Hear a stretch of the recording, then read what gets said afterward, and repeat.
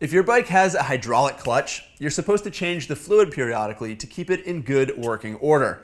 Luckily, it's a simple project and it doesn't take much in terms of time or supplies, so it's definitely something you can tackle at home. And I'll show you how to do it. Let's open up the shop manual.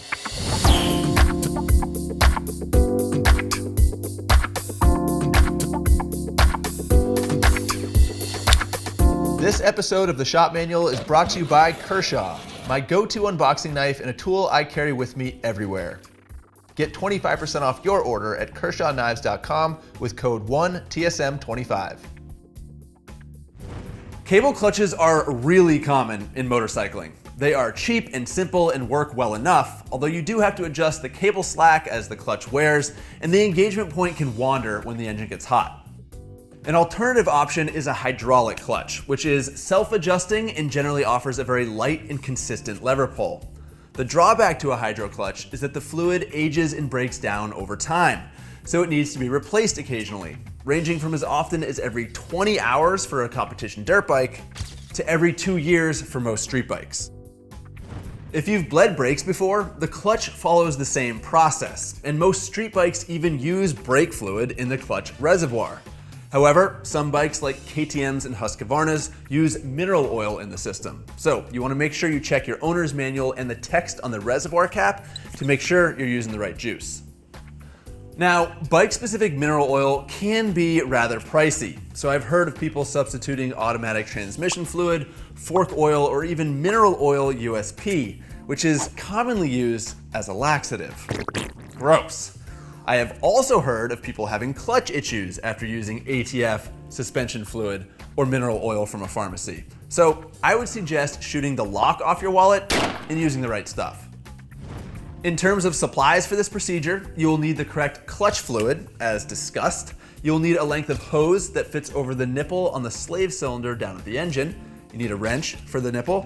You also need an empty bottle to collect the old fluid, and a screwdriver, hex, or Torx wrench to remove your reservoir cap, and finally, some rags or paper towels to take care of spills.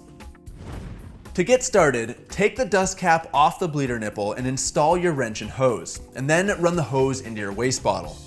Pro tip, to keep the hose from falling or pulling out and spilling fluid everywhere, I cut a cross in the bottle and then stick the hose in so it's nice and secure. If you're working on your bike on the ground, turn the handlebars so that the reservoir is level. As with bleeding your brakes, you want to protect your bike's finish since brake fluid can eventually damage your paint. It's not going to happen instantly or even overnight, but just in case, go ahead and take some paper towels and put them around the reservoir and make sure you wipe up any drips right away. Now, wipe the reservoir with a rag so it's clean, and then take the lid and diaphragm off and set them aside on a rag or paper towel. Fill the reservoir up to the top and then gently pump the lever 2 or 3 times and hold it in. With the lever still pulled in, open the bleed bolt just enough to allow fluid to escape, usually about 1/4 to 1/2 turn.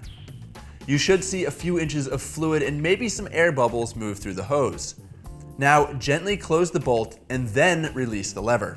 And repeat, pump, open, close, release.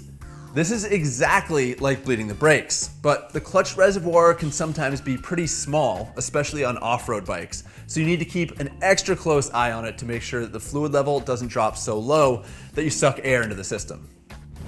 The system really doesn't hold much fluid, so you shouldn't have to do many reps. And if the old fluid is especially dark and gross, you should be able to see when the new clear stuff comes through the hose. And as long as there's no more air bubbles, you're done. Tighten the bleeder bolt gently, it's small. Remove the hose. Reinstall the dust cover. Fill the reservoir up to 75% and pop the cap back on. And that's it. Make sure you wipe up any spills, recycle that old fluid at an auto parts store or your local waste management company, and congratulate yourself on keeping your bike's hydraulic clutch properly maintained.